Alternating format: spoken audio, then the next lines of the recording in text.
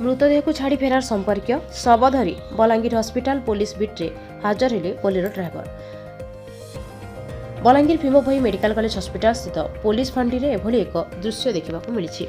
शव धरी अपेक्षा करथिबा ड्राइवर प्रदीप बारी कहवा अनुसार गतकाली राति बुल्लारे बंगमुंडा अंचल जड़े व्यक्ति मृत्यु होता।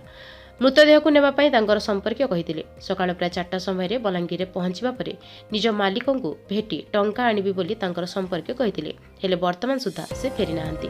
शेष ड्राइवर जनक हस्पिटाल फांडी में पहुंची पुलिस को ए संपर्क में जनइथिले। तेबे वर्तमान सुधा से संपर्कों को फोन लागु नथिबा बेले ड्राइवर जनक हैरान रे पड़िछंती। मोर ना सुधीर बारिक केन रसन बुर्ला घटना ना बोले से हमर एटा ये बगुमुंडार कोटामंजीर से मैंने आमर गाड़ी भड़ा करले आउ नहीं गोटा आइले कहले मोर मालिक घर बलांगीर अच्छे बोले एने पैसा नेमी बोले के जे माने तांकर अटेंडेंट बॉडी रो से तापर इनके आइले यार बलांगीर तापने अटकी गले और कहले हॉस्पिटल आगे गाड़ी लगे जा मैं पैसा नहीं कराऊ बोले मोर मालिक आ से बहाना करिकना गले काना करिकना गले से एबे तक तांकर फोन स्विच ऑफ कर दी।